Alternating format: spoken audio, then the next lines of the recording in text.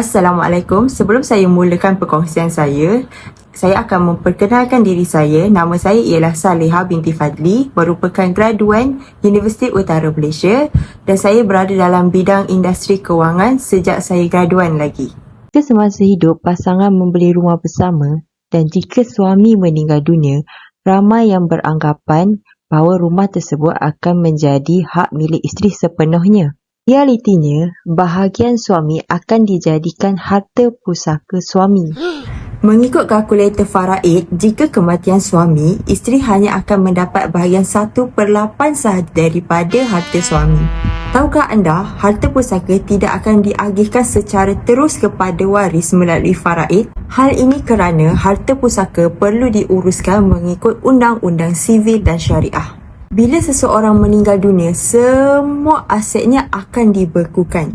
Pada 2007, jumlah harta beku yang tak dituntut adalah 40 bilion ringgit Malaysia dan meningkat sebanyak 50% pada 2016 iaitu RM60 bilion. Terbaru pada tahun 2021 dianggarkan 90 bilion harta beku tidak dituntut dan 90% adalah milik hak orang Melayu. Hal ini terjadi kerana waris perlu melalui proses pentadbiran yang mengambil masa yang panjang dan juga kos perbelanjaan yang tinggi sebelum harta diagihkan melalui proses faraid. Jadi, macam mana nak cairkan harta yang dah terbeku ni? Setelah meninggal dunia, harta akan dibekukan. Jika meninggal dunia dengan wasiat, geran probate diperlukan untuk membahagikan pusaka seperti ditetapkan oleh pewasiat. Jika meninggal dunia tanpa wasiat, surat kuasa mentadbir diperlukan untuk mentadbirkan pusaka bagi orang Islam mengikut faraid, bagi bukan Islam Akta Pembahagian 1958. Kita boleh lihat di sini proses mencairkan harta jika berwasiat lebih mudah dan mengambil masa yang singkat berbanding jika tanpa wasiat yang mengambil masa yang lama. Bila harta telah dicairkan pula, harta tersebut akan digunakan untuk membayar hutang si mati sebelum diberikan kepada waris bakinya jika ada melalui faraid. Oleh itu, pentingnya menulis wasiat untuk memudahkan urusan dan juga menjimatkan masa kerana jika menulis wasiat, dia mengambil masa lebih kurang 1 ke 1,5 tahun dan mendapat geran probate yang ini penting untuk memulakan proses pencairan harta. Jika tanpa wasiat, boleh mengambil masa dari 3 ke 5 tahun atau lebih kerana perlu melantik pentadbir dan juga mendapatkan surat kuasa mentadbir. Proses akan bermula dengan serahan dokumen kepada mahkamah melalui proses perbicaraan dan mendapatkan persetujuan waris lalu pembahagian faraid dibuat. Jika waris tidak capai kata sepakat, proses akan berulang sehingga semua waris bersetuju. Semua proses ni mengambil masa. Jas pengurusan harta pusaka pula bergantung kepada jumlah harta yang terkumpul. Lagi banyak harta kita, lagi tinggi kos yang perlu ditanggung. Saya akan berikan anda satu senario. Bila anda tidak bertindak sekarang, apa akan jadi? Anda masih perlu berbelanja seperti biasa, beli barang dapur, berbelanja sekolah anak-anak, bayar rumah, bayar loan kereta dan lain-lain lagi. Jadi, siapa yang bayar semua kos ni? Contohnya, jika perbelanjaan keluarga anda RM5,000 sebulan, setahun adalah RM60,000. Adakah anda perlu berhutang? Jangan risau, saya kongsi satu rahsia. Hibah takaful. Iaitu hibah takaful. Hibah takaful adalah pemberian manfaat takaful kepada beneficiary selepas kematian pemilik sijil takaful.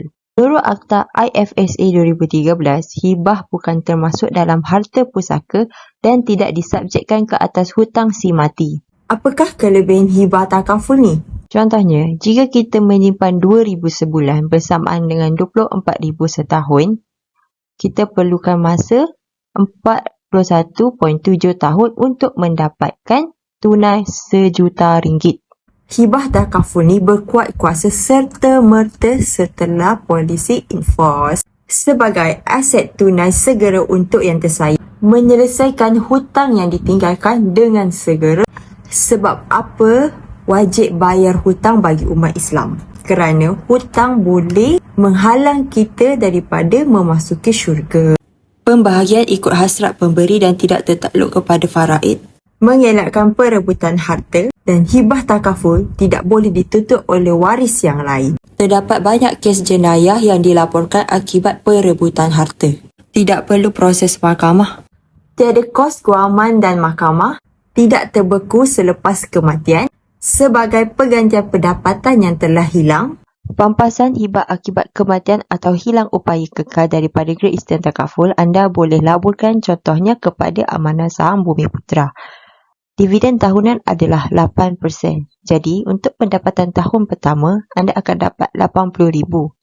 Dan tahun kedua, anda akan double dapat lagi RM80,000 sehinggalah tahun yang seterusnya, anda akan terus double up RM80,000 itu tadi. Daripada RM1 juta. Sebagai dana pendidikan anak-anak, sebagai aset tunai untuk menguruskan kos harta pusaka, kami di Great Eastern Takaful menyediakan hibah takaful mampu milik. Contohnya, jika anda seorang lelaki yang berumur 40 tahun, anda boleh mendapat hibah takaful sebanyak RM1 juta dan apakah manfaat kepada keluarga anda? Jika anda meninggal dunia, waris akan dapat RM1 juta tunai. 2. Jika anda hilang upaya kekal, anda akan dapat RM1 juta tunai. Manfaat ketiga, kematian kemalangan ketika mengerjakan umrah atau haji sebanyak RM2 juta. Yang keempat, khairat kematian berjumlah RM2,000. Yang kelima, anda akan mendapat manfaat pelaburan. Ini adalah pelan pertama di pasaran, iaitu pelan hybrid, hibah plus investment. Yang keenam adalah manfaat matang bila dah cukup umur 80 tahun. Jadi, berapakah yang perlu kita simpan? Jawapannya adalah RM24.87 sehari. Jika anda ada sebarang soalan ingin bertanya, boleh hubungi saya di 012 66 90 800.